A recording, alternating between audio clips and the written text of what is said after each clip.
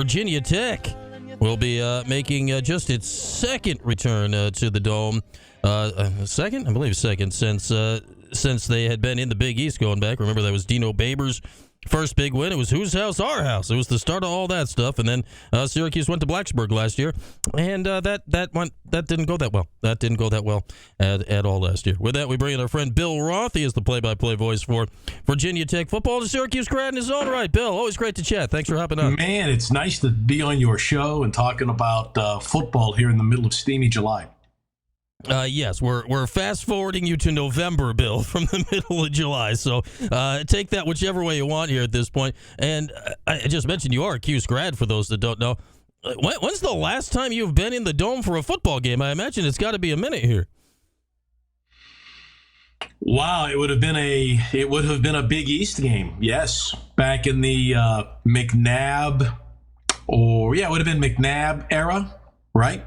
Or Vic era. Or the Troy Nunes era back in that time? Yeah. All right. Yeah. Do we still talk about that as an era in itself? I don't know how we. Just the Troy. Yeah, the Troy Nunes deserves his own era. He does. Just first to keep it properly separated from every. Yeah. What was the last? So Virginia Tech's last year in the Big East was it 03? Was that? Yeah.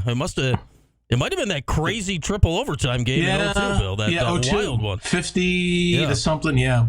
I've been up at SU a bunch, though, so I've been up there every year or two and have walked from Marshall Street to the campus to Can we do a Fagans drop-in on your show? Is that allowed? It's still, of the many places that are not there anymore, Bill, Fagans is still alive and well. So we can do a Fagans drop. There you go. So yeah, I've had the chance to reminisce and recreate my very first legal beer, which was a Guinness at Fagans way back in the 80s. But it'll be good to get back there. There was a lot of excitement around, like at SU, right? There's a lot of excitement around Virginia Tech football. The fans here, much like the fans at SU, are really eager to get back to the winning ways. And I think Tech's poised to have a really good season this year. And we hope SU does as well. Yeah, I mean, you get into schedule analysis and all that, and, I think we talked about it last year a lot, like how big of a swing game potentially in the season that game in Blacksburg was, and my goodness, did it swing against Syracuse that day. It kind of feels the same way again this year, right? Preseason expectations, two excited fan bases. I know we're months out ahead of time, but it feels like this could be a legit big game for both these schools when we get to it. I hope it is. Back in the Big East days, it was never like a big rivalry, but there was always something of note on the line, right? It wasn't as if there was this tradition that went back 50 years of Big East football because, well, we weren't around for 50 years of Big East football. But it seemed as if the winner of the game always got into a major bowl, and there was always great excitement. Our mutual friend, Kyle Federley, I don't know if he still has it on the wall of his office. He had 4 framed pictures of field stormings at the Dome, and one was the Florida game, and the other three were Virginia Tech games. And I remember telling Kyle, I said, "What about Nebraska? You don't have a picture of that, or Penn State." When the Orange beat Penn State. But, it was always a big game, and there was always a lot on the line. And that could be the case again this year. That being said, it's in November. Virginia Tech has a big early season schedule that includes a Big Ten team. It includes an SEC team on the road. And so our focus, the team's focus, I should say, is it's really important to get off to a really good start. They get Rutgers at home, and if they can beat them and get off to a really good start, then it could be a really memorable 24 for Virginia Tech.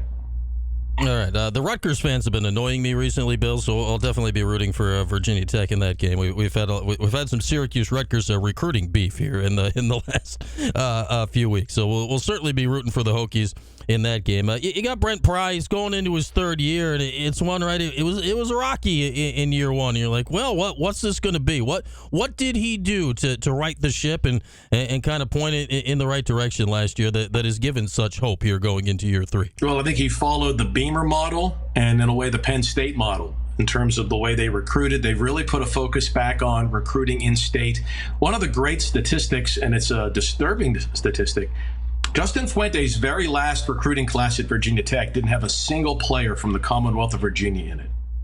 And if you don't recruit Virginia, whether you're coaching at Tech or UVA or any of the schools in Virginia, whether it's James Madison or Old Dominion, you're not going to win. There's too many good high school football players, and they got a bunch of them the last couple of years. Plus, they've been really good in the portal. Kyron Drones from Baylor is as good of a quarterback as Tech has had in a long time, maybe in 20 years. Bashal Tootin, a transfer at tailback, is an elite tailback.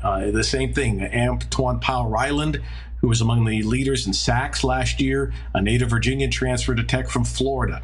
And so not dissimilar to what Coach Brown is doing at SU, right? You get guys that maybe you recruited the first time and didn't get them when Brent was at Penn State. You know, maybe he lost that recruiting battle the first time around to Florida. The Peebles kid from Duke, he was an all-ACC defensive lineman, transferred to Tech this year. He's going to add great depth. I think to answer your question, this is a long answer to a short question. They've totally rebuilt their talent base. I mean, they're just so much better. The roster that he has, there's just so many good players on this team that I think they expect to win 9 games, and we'll see how they do. They've got a much better team than the one he had 24 months ago when he first came.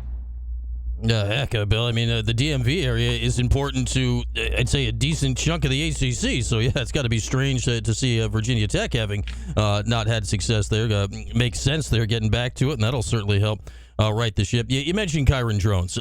He was fantastic against Syracuse last year. It really looked like he picked up steam as the year went along. Well, what do you expect from him and his growth from year 1 to year 2 of the starting quarterback for Tech?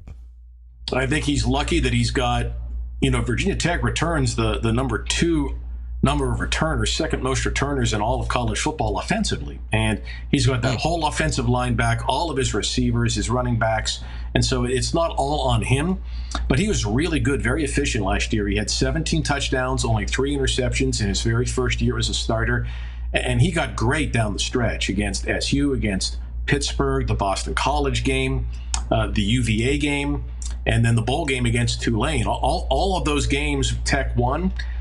Drones was exceptional, and all 5 of them were big blowout games. I mean, they were all, as you recall, down the stretch in November, and then in the bowl game in December.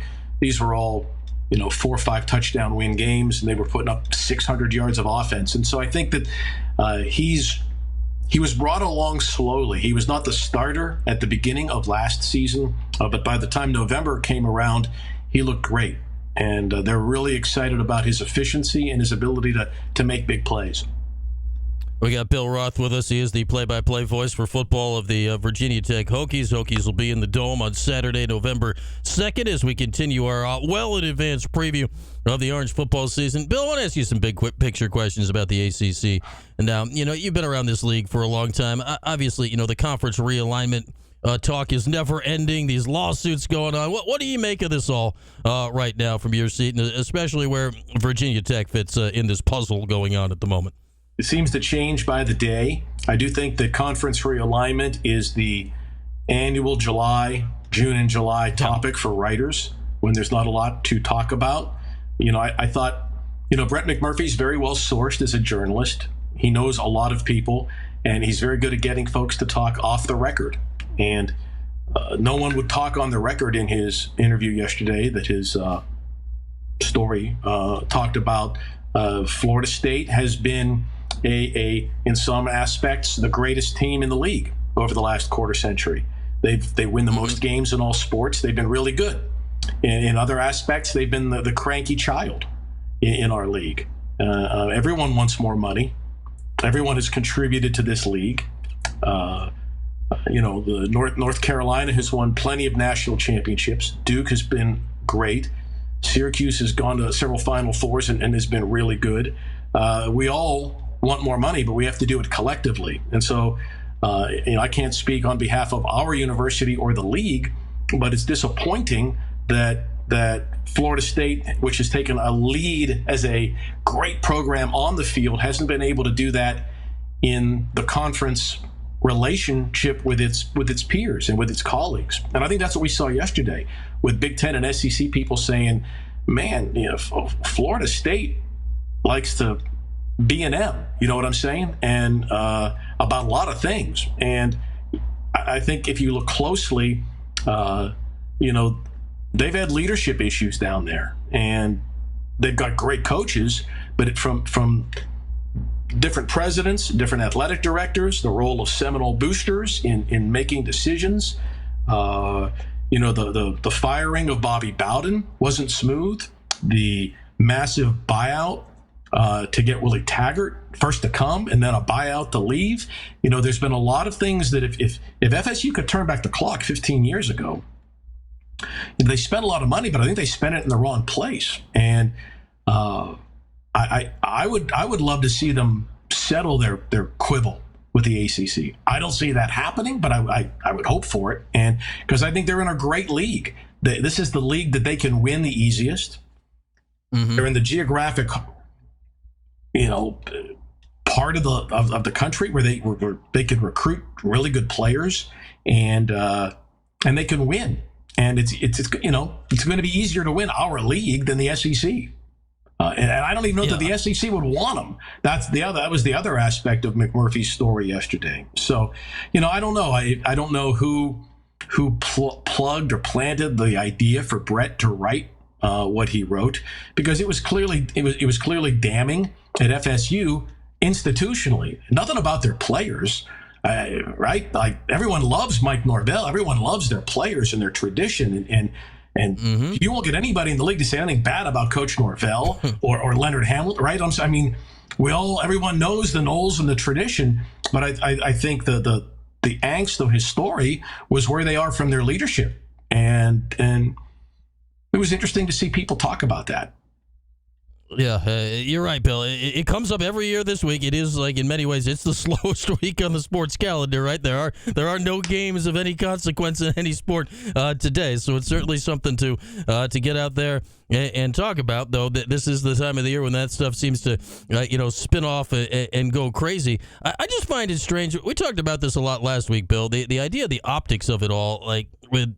I get it. The SEC and the Big 12 are up here right now, and the the Big 10 and the SEC. The ACC and the Big 12 are trailing a little bit. I don't get why everyone thinks the Big 12 is in such a great position compared to the ACC when they seem to be right on similar footing, except with all, the bad storytelling, right, and the lawsuits and the quibbling and all this stuff seems to be more what's holding the ACC back than, like, actual real life out there.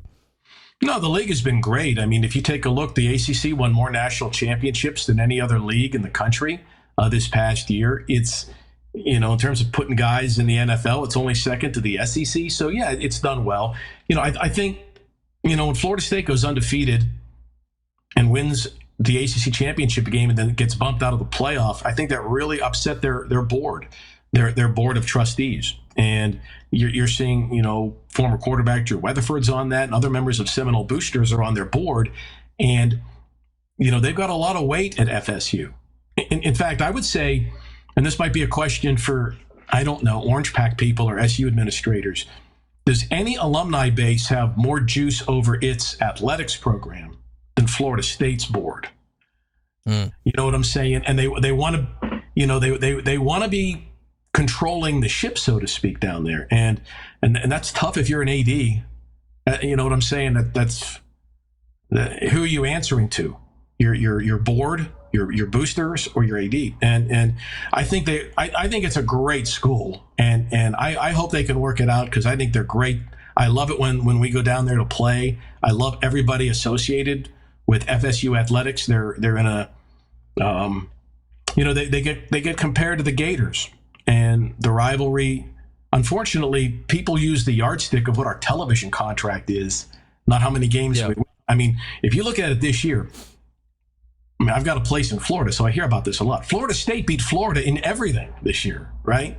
So the optics that FSU can't beat Florida because of a revenue margin is false. Now, over the course of the next 10 years, that clearly could change, right? But right now, I think everyone knows. I mean, Florida State it owns that state, across the board in every sport. Yeah, it's fascinating to watch how the optics versus the reality of the situation gets skewed into a wide variety of directions here. So we got Bill Roth, the play-by-play voice of Virginia Tech football. I want to ask you this, Bill, from Virginia Tech perspective. I like asking this from people elsewhere in the league because you know it is when you get into a head coach and what we're going through up here. Like Fran Brown got here, recruiting went wild in the first 2-3 weeks. Everyone's excited. He's still undefeated, hasn't played a game yet. So everyone around here is fired up. What is your view from elsewhere in the league of what you are currently seeing going on at Syracuse right now? Well, as an alum, I'm excited. I hope Coach Brown's the guy. And it comes down to winning games, quite obviously. It's hard to make that change from an assistant to a head coach, though, right? It's the same hallway. It's the office, though, at the end of the hall. And everyone that you talk to that has gone in from, we've had a bunch of coaches in our league, like whether it was Pat Narduzzi going from Michigan State to Pitt as the head coach, or Brent Pry going from defensive coordinator at Penn State to Virginia Tech. I mean, the buck stops with you in everything. When you're an assistant coach or a coordinator, last year, Kirby makes that decision. Now everything is up to the head man, and that includes not just going for it on fourth down, but the final yes or no on recruits, or what hotel are we staying at, or what discipline when someone gets sideways, right? You know what it's like. So our dear mutual friend, Red Autry, who was at Virginia Tech, for those people that don't know, Red was at Tech as an assistant under Coach Greenberg. And I talked a lot with Red about this, that, the decisions now aren't what's our underneath out of bounds play. It's CEO material. And he did amazing. What a great job he did making that transition. And I think that's the thing that you look at. And I think Coach Pry had that was a struggle for him, going from defensive coordinator at Penn State to now he's the head coach. And the time, you have to really budget your time, because there's so many more media obligations, and you need to meet with, your compliance people. And every assistant coach comes into you with a question, and you got to spend time doing the CEO things. And that's the biggest difference that coaches have told me over the years. The difference between being a position coach to being the CEO of a program. Yeah, and toss in NIL, collectives, and the portal. I don't know when sleep mixes in for some of these guys anymore that get in the big chair. But it'll be fascinating to watch this season as we see how Fran Brown does. He'll be coaching his first game 45 days from now. Wow. All right, Bill, always great to chat. Do enjoy the rest of your summer, and hopefully we'll get to catch up when you get up here this November. I'm looking forward to it. We'll see you then, Brian. All right, thank you. There he is, Bill Roth. Always great to chat with Bill. Cuse grad himself, the play-by-play voice for football for Virginia Tech. Now, 8 games into our 12 games and 12 games preview of the Syracuse football season. Next up, next week, Boston College. Okay. 5 games in November this year. The calendar hit November hard this year. So hopefully Syracuse's November fortunes turn around this year, because now there's 5 games and not 4. So you don't want to, let's not do the whole thing, last year where didn't have a quarterback who could throw the football. Yeah, let's can we avoid that? That'd be great. It would be great if we could have a quarterback who could throw the football forward in the month of November this year. All right, let's hit a break. Much more to come here on the show today, including a little look back at Hard Knocks last night. What's going on in Giants land? They arrived at free agency. I did not think I was going to enjoy the show. Even as a Giants fan, I thought, well, we already know what happened. What do we do? I've been reeled in. They got me. They're doing an excellent job with it. And our guy Isaac Trotter from 247 Sports, national college basketball writer, will join us next hour as well. Phone lines open next, 315-437-7644.